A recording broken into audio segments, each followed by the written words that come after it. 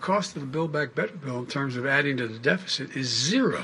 This is a $0 bill because it's all going to be paid for with taxes on the wealthiest corporations and the wealthiest individuals, which, by the way, makes it more popular than it was even before. The dollar amount, as the president said, is zero. This bill will be paid for. Some have expressed publicly that they're not comfortable with 3.5, even though zero costs $0. $0, not exactly. In fact, many Americans paying, in fact, all Americans paying 6.4% more, according to the new number out, the PCE number out for February. But are Americans about to see some relief, mainly at the pump? Well, the White House just announcing the release of 1 million barrels of oil per day for the next 6 months. That's why this elevator on your screen here, Biden's going to speak at 1:30 p.m. to make that announcement, but the White House has already sent out the statement. Joining us now is Senate Arizona candidate Jim Lamont, joining us live. Jim, good to see you, and thanks so much for your time here. Obviously, you're jumping into the world of politics here. I'm curious to know your thoughts on this strategy to release from the strategic oil reserves 1 million barrels per day for the next 6 months to offer Americans some relief at the pump. Do you see any issues with this? Do you welcome this choice by this White House?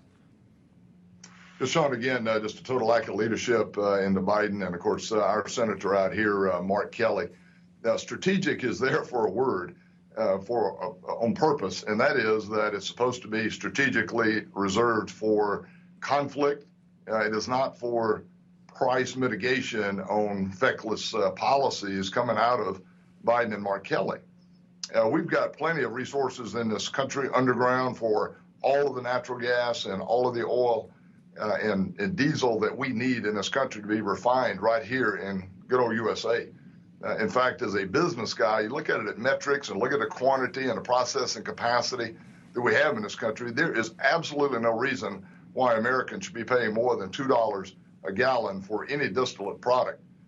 We have the resources. We should be using them here in the U.S. and not doing what the administration is doing. But, of course, John, kind of what can you expect when not a single person that I have seen in that administration has any business experience whatsoever? You know, they're doing this out of the playbook of how to bring down America, you know, not how to make America great. Let me show you your point here. I actually have it. The oil, the fuel price numbers. Back in December of last year, the cost of gasoline per gallon was $3.41. Okay, so there was that. Again, still high. But if you go back to this now, it's approximately in some areas $5.35. Now the national average, I believe, is $4.22 at this time. But you're going to see it at $5.35. You're going to see it at $6. Some places $7 in California. Bottom line, then Bloomberg reports this: U.S. households are paying an extra $5,200 a year. There seems to be this lack of understanding from this White House administration and the everyday American that struggles living paycheck to paycheck. They can't afford an electric car. You know, they can't afford $5,200 extra a year when they got a couple of kids and another one on the way. Yes, Sean, this is, again, just total lack of leadership, no understanding of how economics work. As a business guy, I understand that, and my goal in U.S. Senate is solutions-based, and that is to open up the public lands. We do that very responsibly. I've been building, you know, billion-dollar coal, gas, solar plants all my life in the companies that I've run. We do it responsibly. It is the cleanest place in the world to do it, and we do it responsibly. Drilling all of our natural resources, making sure that we do it responsibly, will immediately bring down that price to the American consumer. This is a big tax on the people, and it's absolutely unnecessary.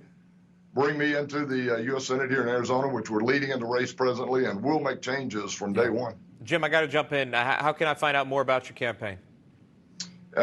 Readers and listeners, go to JimLamon, LAMON.com. Jump in. Great race out here. 97 days. Right. Early ballots go out. Look forward to winning the primary by a large margin, and the same against Mark Kelly, and get some good America First leadership back in Washington. Lamon, Jim Lamon. All right. Apologies on pronouncing it incorrectly at first. Jim, good to see you. Best of luck to you. Thank you, Sean. Great day.